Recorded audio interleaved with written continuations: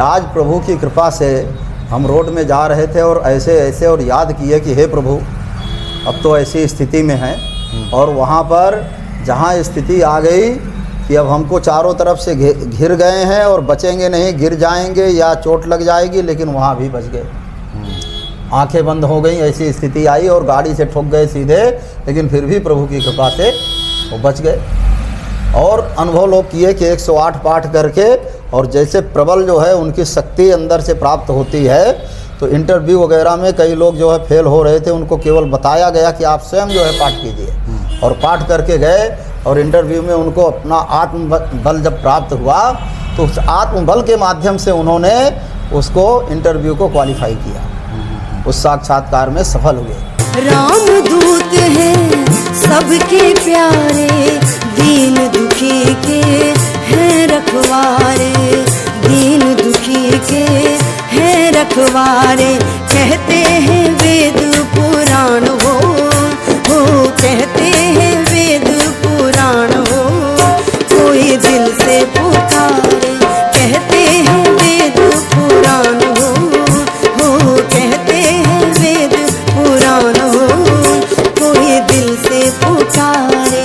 आते हैं दौड़े हनुमान हो आते हैं दौड़े हनुमान हो।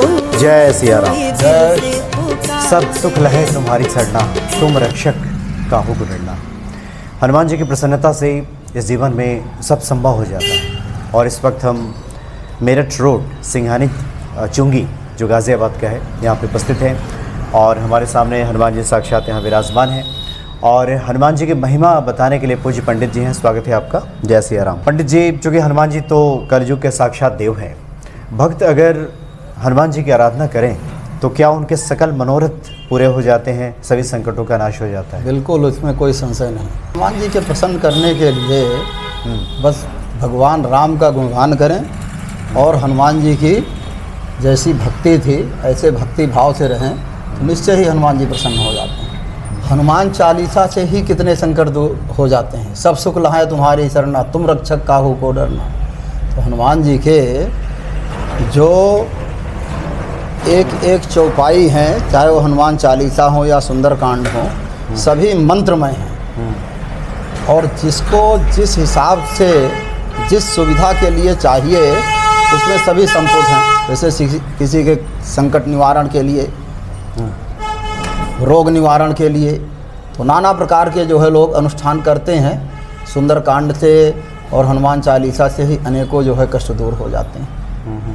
जिसको अगर अनुष्ठान के तौर पे किया जाए तो उसके लिए क्या विधि होगी, क्या नियम होगा, कैसे करना होगा? हाँ, अनुष्ठान करने के लिए सर्वप्रथम हनुमान जी की भक्ति भाव से आराधना करते हुए जो भी फल फूल पान मिष्ठान नैवेद्य आदि से पूजा करें, दीपक प्रज्वलित करें और जितने पाठ करना है उसका संकल्प लें। नाम और गोत्र लेकर के संकल्प कार्य की सिद्धि का प्रतीक होता है। अच्छा।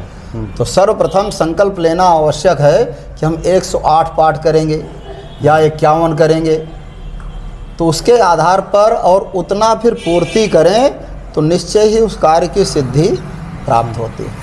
संकल्प, अब जैसे 11 मंगलवार को ले लिए, 11 मंगलवार हम जो है व्रत भी रहेंगे, पाठ भी करेंगे, तो ऐसे जो है जिस तरह का कार्य हो उसके अनुसार संकल्प लेना चाहिए।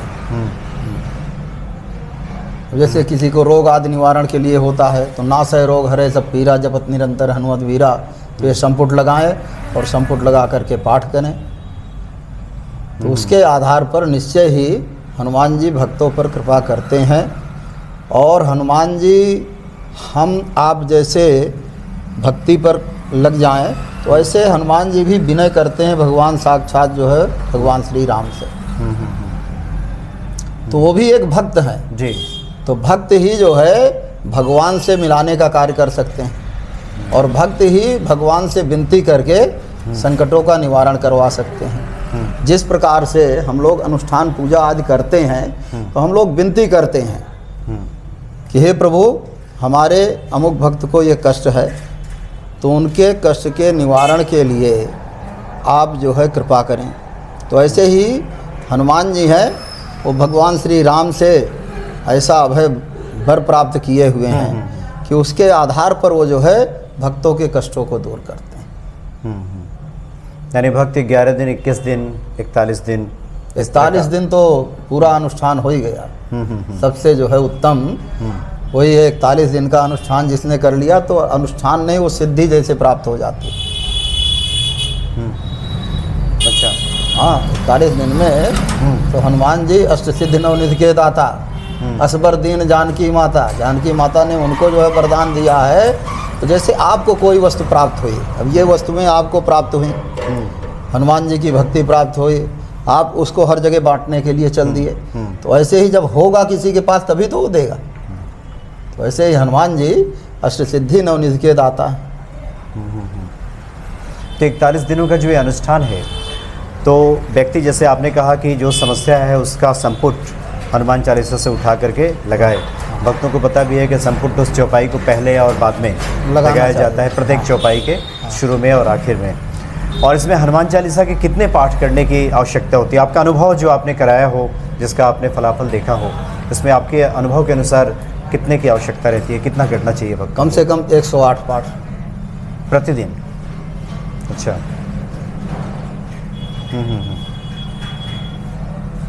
तो उसके लिए जैसे किसी के कष्ट निवारण के लिए होता है तो कोई ज़रूरी नहीं कि 108 पाठ आप अकेले करेंगे, उसमें और जन समूह हो जाता है। जैसे 4 पंडित जी और हैं, 5 लोग मिल गए तब 108 किए, क्योंकि 108 जो करेगा फिर वो दिन भर के लिए वही हो गया। अच्छा, जो लोग अपने घर में खुद इस पाठ को करना चाहते हों, बहुत बार होता है कि कई बार योग्य ब्राह्मण उपलब्ध नहीं हो पाते, ठीक, तो ऐसे में क्या घर के अन्य सदस्य मिल करके 108 पूरा कर सकते हैं? बिल्कुल बिल्कुल कर सकते हैं। किसी व्यक्ति के लिए, किसी व्यक्ति के लिए, अपने लिए, समाज के लिए, कहीं भी कर सकते हैं।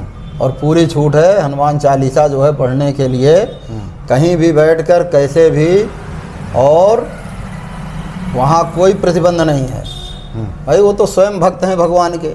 अच्छा पंडित जी, आप लोग तो निरंतर पूजा साधना में लगे रहते हैं, जैसे वेदोक्त मंत्र है, तंत्रोक्त मंत्र है, कुछ लोग उपायों पे विश्वास करते हैं, भरोसा करते हैं, टोटके वगैरह करते हैं। आपका निज अनुभव क्या है कि सबसे ज़्यादा फलदायी कौन सा जो उपाय है जो हनुमान जी का भक्त करें और उनको शीघ्र फल प्राप्त हो जाए? सबसे बढ़िया उपाय है तंत्र मंत्र किसी भी चक्कर में न पड़ें, बल्कि एक भक्ति भाव रखें। भक्ति भाव बाहर का दिखावा नहीं कि हम बहुत बढ़िया त्रिपुंड लगाए, हम बहुत बड़े भक्त हैं, ऐसा कुछ नहीं है। अंदर से जब भक्ति होगी तभी हनुमान जी प्रसन्न होते हैं, और तभी भगवान राम को उन्होंने अंदर की भक्ति से प्रसन्न किया, कोई बाहरी दिखावा उनके पास नहीं था। तो इसी तरह से मंत्रों के प्रभाव हैं, वैदिक मंत्र होते हैं तो उनके बहुत बढ़िया प्रभाव हैं, लेकिन उनमें त्रुटि हो जाए तो उसका फल नहीं प्राप्त होगा। इसीलिए नाम मंत्र जो है राम राम कहते हुए और भवसागर से तर गए। जो लोग कुछ नहीं ज़्यादा पढ़े लिखे थे, मान लीजिए वैदिक मंत्र हैं, आम आदमी जो है नहीं पढ़ सकता, उसमें न कर सकता है वैदिक अनुष्ठान, लेकिन प्रभाव उसका है, ये बात नहीं है। वेद मंत्रों का प्रभाव सबसे अधिक है, लेकिन उसमें शुद्धता होनी चाहिए। और हनुमान जी को महावीर, आंजनेय जितने नामों से कह करके पुकारते हैं, तो इन नामों में कोई त्रुटि नहीं होना।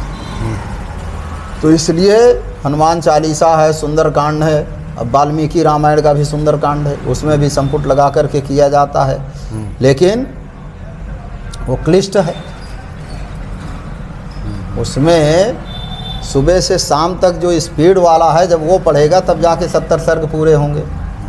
और वैसे आप सुंदरकांड पढ़ोगे तो 60 दोहा आप जो है अभ्यास हो गया तो 60 मिनट में पूरे हो जाएंगे। जी जी जी। अच्छा पंडित जी, तो जिनको जो सुलभ हो वो चीज़ करना चाहिए। भगवान की भक्ति अंदर का भाव है, और जितना प्रेम से कर सकें, और जो सुलभ हो, जो कर सकते हो। जैसे समय ज़्यादा नहीं हनुमान चालीसा पढ़ सकते हैं तो उसी को भक्ति भाव से पढ़ लिए तो उसमें भी कल्याण है। और बिना भक्ति के आप जो है हजारों पाठ कर डालो तो उसका फायदा नहीं। लाभ जिस चीज़ का हो और मन मस्तिष्क जिसको गवाही दे उस कार्य को करना चाहिए, क्योंकि आत्मा ही में ही परमात्मा का वास है। आत्मा जब आपको कहेगी कि नहीं बस ये हम इतना कर लिए और इसी से, तो उसी से भगवान प्रसन्न हो जाएंगे।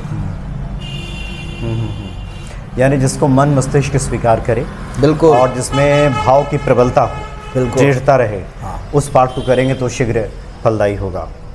अच्छा पंडित जी, कई बार तो होता है कि व्यक्ति किसी कामना विशेष के लिए, किसी विशेष उद्देश्य से किसी पाठ को करता है, लेकिन आप अपने अनुभव से बताएं कि व्यक्ति अगर अपना सदा कल्याण चाहता हो, कि हमेशा ईश्वर की कृपा उस पर बनी रहे और इस संसार सागर को बहुत ही एक तरह से ईश्वर की कृपा पात्र बन करके पार करे, उसके लिए कोई आपके स्मरण में आ रहा हो जो भक्त प्रतिदिन करें?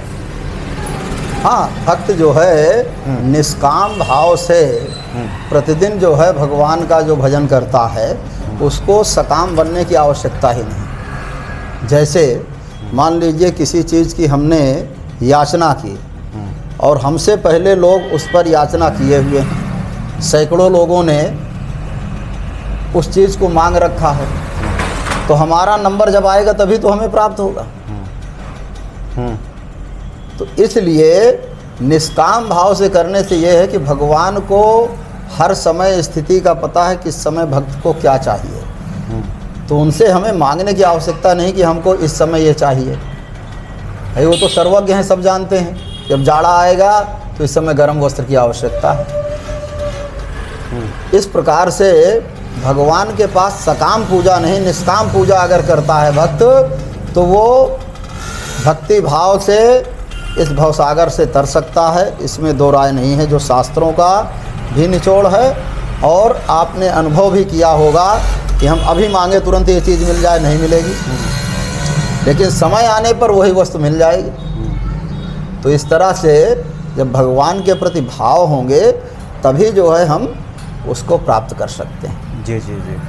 और जिज्ञासा चूँकि ये भी है भक्तों के लिए कि इस भागम भाग में जहाँ लोगों के पास समय का अभाव दिखता है, प्रतिदिन वो क्या करें, कौन सी पूजा करें, कौन सा पाठ करें हनुमान जी का, जो प्रतिदिन ही शामिल हो और हनुमान जी की कृपा प्राप्त हो? प्रतिदिन हनुमान चालीसा पढ़ें और पढ़ते पढ़ते वो आपसे ही याद हो जाएगा। फिर कहीं भी बैठे हों, किसी भी स्थिति में हो, ट्रेन में जा रहे हों, बस में जा रहे हों, वहीं बैठे बैठे पढ़ लिए। समय का अभाव है, कार्य बहुत है, तो उसमें ये सबसे सरलतम और कम समय में होने वाला पाठ है हनुमान चालीसा।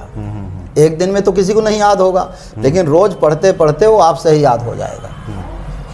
उसके बाद कहीं भी आप इस पाठ को करते हाँ, रहें। कहीं भी कर सकते हैं, कैसे भी कर सकते हैं। आप दीपक जलाए हैं तो ठीक है, नहीं जलाए हैं तो ठीक है, क्या पहने हैं वो भी ठीक है, कैसे बैठे हैं वो भी ठीक है। तो जब भगवान हर जगह हैं तो भगवान के भक्त भी हर जगह हैं। तो हनुमान जी की जब आराधना की जाती है तो उसमें भगवान राम भी जो है संयुक्त रहते हैं, उसमें मिले हुए हैं।